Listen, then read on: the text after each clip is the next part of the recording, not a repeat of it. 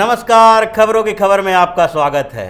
ये काली पट्टी corona virus से संक्रमण से बचने के लिए नहीं है, बल्कि कांग्रेस को आईना दिखाने के लिए है कि कांग्रेस में अगर कोई नेता एक शब्द बोल देते हैं और वो राहुल गांधी के गैंग, सोनिया गांधी के गैंग या फिर कांग्रेस की वो अधिनायकवादी नीति के खिलाफ होती है, तो उसे पार्टी से बाहर का रास्ता ही नहीं दिखाया जाता, बल्कि उनकी सदस्यता खत्म करने की कोशिश की जाती है। वही स्थिति राजस्थान में सचिन पायलट के साथ हुआ। इन लोगों ने जिस तरह से राजस्थान के भ्रष्टाचार और सीएम गहलोत के वो जो अधिनायकवादी नीति के खिलाफ आवाज उठानी शुरू की, तो उसके बाद उनके साथ जो किया जा रहा है वो सबके सामने है। हाई कोर्ट ने जब स्पीकर के ऊपर रोक लगा दिया, तो उसके बाद अब सुप्रीम कोर्ट पहुंच गए हैं। ये जो कांग्रेस की स्थिति है, उसकी हड़बड़ाहट है, उसी के खिलाफ आज आप देख सकते हैं कि हर कांग्रेसी के मुंह पर यह काली पट्टी बंधी होनी चाहिए। उन्हें बताना चाहिए कि ये पट्टी है जो राहुल गांधी और सोनिया गांधी ने उनके मुंह पर चिपका रखा है। अब जब भी मुंह खोलेंगे तो इसी पट्टी के अंदर ही उनकी दबाव दब के रह जाएगा, क्योंकि उनको मुंह खोलने का अधिकार है ही नहीं। राजस्थान में जो राजनीतिक घमासान मचा हुआ है, उसके पीछे कोई और नहीं बल्कि राहुल गांधी और सीएम अशोक गहलोत का वो गठजोड़ है, जिसमें किसी भी युवा नेता को पार्टी में उभरने नहीं दिया जाता है। राजस्थान में सियासी घमासान शुरू हुआ, लेकिन अभी तक सचिन पायलट ने यह नहीं कहा है कि हम पार्टी छोड़कर जाने वाले हैं। उन्होंने ये नहीं कहा है कि हम किसी और पार्टी को ज्वाइन करने वाले हैं, लेकिन फिर भी कांग्रेस में खलबली मची हुई है। इसलिए खलबली मची हुई है क्योंकि वो अपने कुछ समर्थक विधायकों के साथ सीएम गहलोत के खिलाफ आवाज उठाने लगे, उनकी नीतियों के खिलाफ आवाज उठाने लगे। इसीलिए कांग्रेस के अंदर लगा कि अब गहलोत की सरकार गिरने वाली है। और जो मामला सामने आ रहा है, उसमें जो राजस्थान के हाई कोर्ट ने है, वो कम से कम सचिन पायलट को राहत दे रही है, जबकि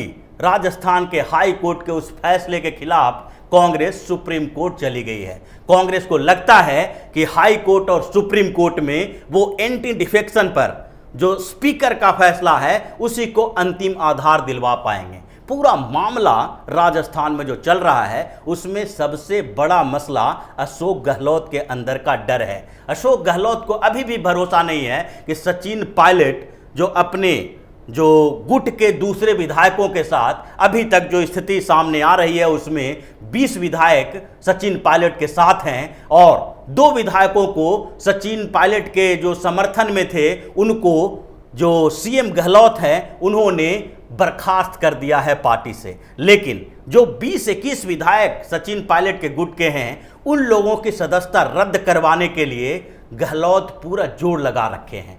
आखिरकार उनको भरोसा अगर होता कि ये 20-21 विधायकों के हटने के बाद भी सरकार बनी रहेगी, तो वो ये कदम नहीं उठाते। कांग्रेस इतनी हड़बड़ी में नहीं होती। कांग्रेस का जो पूरा सामने आ रहा है मामला, उसमें यही दिखाई पड़ रहा है कि सचिन पायलट के अंदर जो उनके गुट में प्लान बन रहा है, उससे अशोक गहलोत पूरी तरह से घबराए हुए हैं। उन्हें सरकार बनाए रखने का कोई भरोसा नहीं है और इसलिए सबसे पहले उन्होंने स्पीकर के माध्यम से उनकी सदस्यता खत्म करने की कोशिश की। उनको नोटिस भेजा गया और उनके समर्थक विधायकों के साथ सचिन पायलट की विधानसभा की सदस्यता रद्द करने की तैयारी की गई। लेकिन सचिन पायलट ने उसके खिलाफ राजस्थान के हाई कोर्ट में मामला दायर किया और राजस्थान हाई कोर्ट इस पर सुनवाई करने लगी। राजस्थान हाई कोर्ट ने सबसे पहले सचिन पायलट को 3 दिन का मौका दिया और उसके बाद अब 24 तारीख तक स्पीकर को निर्देश है कि आप कोई भी कार्रवाई नहीं कर सकते इन लोगों के खिलाफ। लेकिन जो अशोक गहलोत का गुट है, जिसको सबसे बड़ा समर्थन राहुल गांधी से मिल रहा है, इनको 24 तारीख तक का भी भरोसा नहीं है। अब वो इस मामले को सुप्रीम कोर्ट में खींच कर ले गए। उनका मानना है कि स्पीकर के किसी फैसले का एंटी डिफेक्शन पर, दल बदल निरोधक कानून पर अगर स्पीकर कोई फैसला लेता है, किसी की सदस्यता रद्द करता है, तो उस पर कोर्ट का इंटरफेरेंस नहीं होना चाहिए। जबकि 1992 में ही सुप्रीम कोर्ट ने इस पहले के मोनोपोली को, स्पीकर की जो मोनोपोली थी, उसको खारिज कर दिया था और 1992 में ही बता दिया था कि अब जो स्पीकर के फैसले होंगे उसके खिलाफ कोर्ट में जाया जा सकता है। उसके बाद कई मामले आए जिसमें स्पीकर के फैसलों के खिलाफ कोर्ट में जाया गया और जो कोर्ट ने स्पीकर को निर्देश जारी किया। हाल में कर्नाटक में जब सियासी उठक पटक हुआ था और उस समय स्पीकर ने जो फैसला दिया था एंटी डिफेक्शन के जो चार्जेज लगा के 17 विधायकों की सदस्यता रद्द की थी, उसमें भी सुप्रीम कोर्ट जाया गया था और सुप्रीम कोर्ट ने कार्रवाई की थी और सुनवाई के बाद स्पीकर को यह स्पष्ट निर्देश दिया और बताया कि आप सदस्यता तो रद्द कर सकते हैं, डिस्क्वालीफाई कर सकते हैं, लेकिन उनको फिर से चुनाव लड़ने से नहीं रोक सकते, क्योंकि राजस्थान से पहले कर्नाटक में जब ऐसा मामला आया था तो वहां के स्पीकर ने भी इसी तरह का काम किया था और उन्होंने डिस्क्वालीफाई करने के साथ साथ उन विधायकों को 6 साल तक चुनाव लड़ने के लिए प्रतिबंधित कर दिया था। मतलब आगे 6 साल तक वो चुनाव नहीं लड़ सकते। इसका मतलब है कि उपचुनाव में भी नहीं जा सकते और उसके बाद जब विधानसभा का कार्यकाल खत्म होगा और चुनाव करवाया जाएगा उस समय में भी चुनाव में नहीं जा सकते हैं। कुछ ऐसी स्थिति करने के चक्कर में यहाँ भी राजस्थान में है, इसीलिए वो बार बार ये कह रहे हैं कि एंटी डिफेक्शन पर अंतिम फैसला स्पीकर ही लेता है। इसमें कोई दो राय नहीं है कि 10 शेड्यूल में जब अमेंडमेंट किया गया और ये एंटी डिफेक्शन के तहत जो डिस्क्वालिफिकेशन की बात आई, विधायकों को या सांसदों को डिस्क्वालीफाई करने की बात आई, तो उसमें अंतिम फैसला स्पीकर के हाथों में दिया गया। लेकिन राजस्थान का मामला कुछ अलग है। राजस्थान के मामले में अभी ये तय ही नहीं हुआ है कि ये दल बदल निरोधक कानून के तहत आएगा या नहीं आएगा। राजस्थान में जो मामला चल रहा है उसमें हाई कोर्ट में सचिन पायलट के वकीलों ने यही बात कही है और यही तर्क दिया है। उन्होंने कहा है कि सदन के अंदर और सदन के बाहर दोनों की गतिविधियों में अंतर होता है। सदन के अंदर अगर व्हिप का उल्लंघन किया जाए, अगर पार्टी किसी बिल पे, किसी विधेयक पे वोट देने के लिए व्हिप जारी करती है और उसमें उनके विधायक अगर या फिर सांसद संसद में हो, तो ऐसी स्थिति में उनके विधायक या सांसद पार्टी के खिलाफ मतदान करते हैं या फिर किसी चुनाव के दौरान, जैसे राज्यसभा के चुनाव के दौरान भी व्हिप जारी किया गया और पार्टी के जो विधायक हैं वो किसी दूसरे पार्टी को वोट डाल देते हैं, तो ऐसी स्थिति में स्पीकर के पास एप्लीकेशन दिया जा सकता है कि व्हिप के उल्लंघन के कारण सदन की जो कार्रवाई ऐसी चली है उसमें व्हिप के उल्लंघन के कारण इन लोगों की सदस्यता रद्द की जाए। लेकिन अगर पार्टी विरोधी गतिविधि बाहर होता है, यानी कि पार्टी विरोधी गतिविधि का मतलब उसका डिफिनीशन तय करने से ही ये तय होगा कि एंटी डिफेक्शन इस पर लागू होगा कि नहीं। जैसे अगर पार्टी को लगता है कि पार्टी के खिलाफ इन्होंने कुछ बोला, लेकिन वो मसला जो है, जिस मुद्दे पर उस विधायक या सांसद ने कुछ बोला है, वो मसला राष्ट्रीय हित का है, राज्य के हित का है, लोगों के हित का है, जनहित का है, लेकिन पार्टी का स्टैंड कुछ और है, तो ऐसे मसले पे एंटी डिफेक्शन लागू किया जा सकता है कि नहीं। ये मसला राजस्थान हाईकोर्ट में भी चल रहा है और अभी ये तय ही नहीं हो पाया है कि स्पीकर ने जो नोटिस दी है वो नोटिस सही है या गलत है। चैलेंज इसी बात का किया गया है और इस पर हाई कोर्ट का फैसला आना बाकी है। लेकिन कांग्रेस की सरकार इतनी हड़बड़ी में है, उसको लगता है कि सुप्रीम कोर्ट में जाकर कम से कम इन लोगों को डिस्क्वालीफाई करने के लिए एक आदेश ले आएं और इसके लिए कांग्रेस में जो वकीलों की फौज है ये अलग अलग आदेश, अलग अलग सलाह देती रहती है